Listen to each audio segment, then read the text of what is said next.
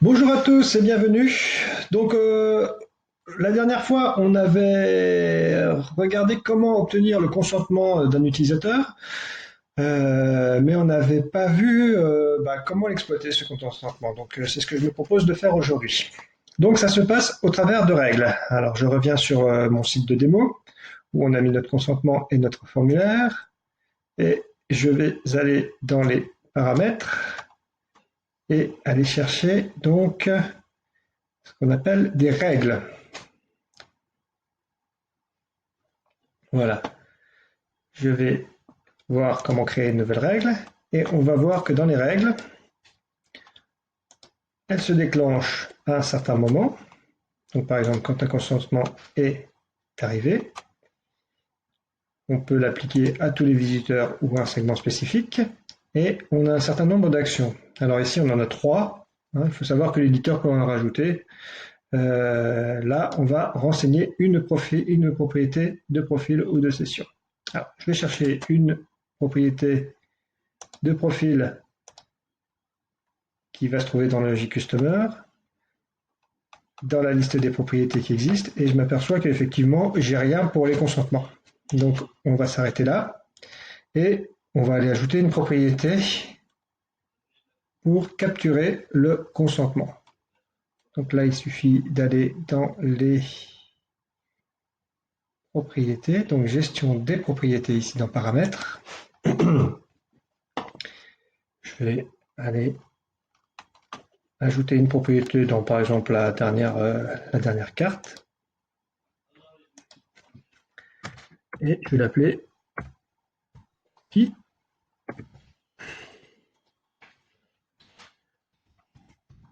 cookie. Cookie.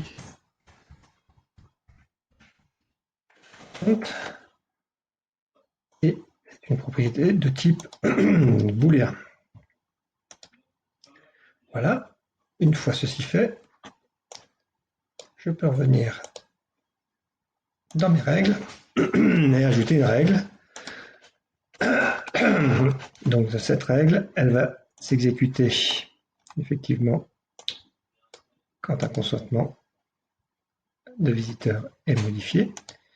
Donc je vais choisir le consentement qui consiste à lui demander sa validation sur les cookies. Sur les visiteurs, on va mettre tous et on va renseigner cette fameuse propriété qui s'appelle donc cookie consent. Voilà.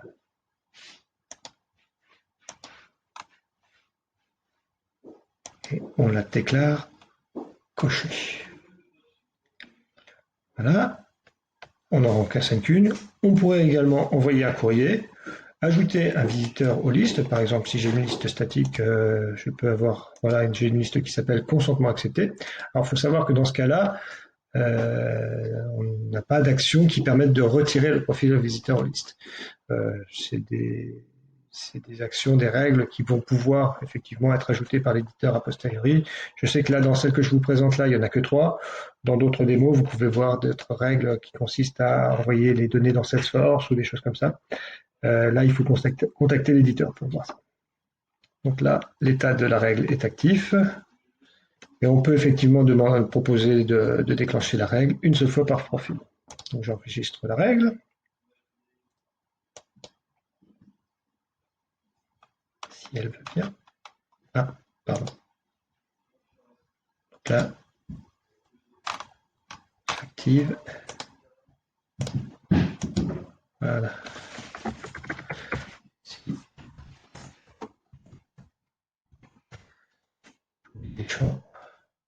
Et j'enregistre la règle. Voilà, ma règle est créée.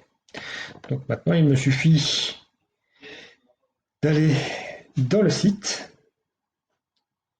en navigation privée. Je vais sur mon accueil. Voilà, je prends mon consentement. Je donne mon consentement. Je navigue un peu, je vais aller donner mes informations dans le formulaire, ça me permettra d'être plus facilement identifiable.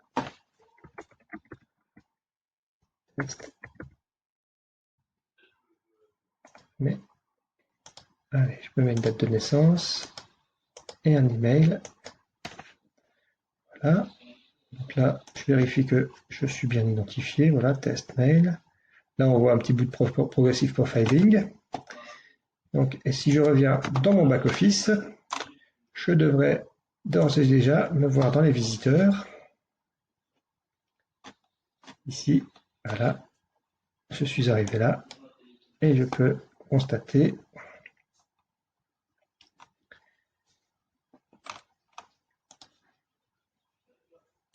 que au niveau de mon profilage,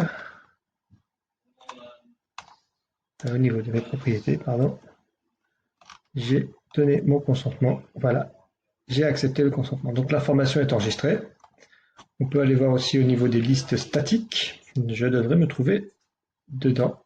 Consentement accepté. Ce user a accepté le consentement. Si je veux voir la liste des membres, voilà, je retrouve ce membre dans la liste des personnes qui ont accepté. Voilà, c'est tout pour aujourd'hui. Merci pour votre attention. À très bientôt.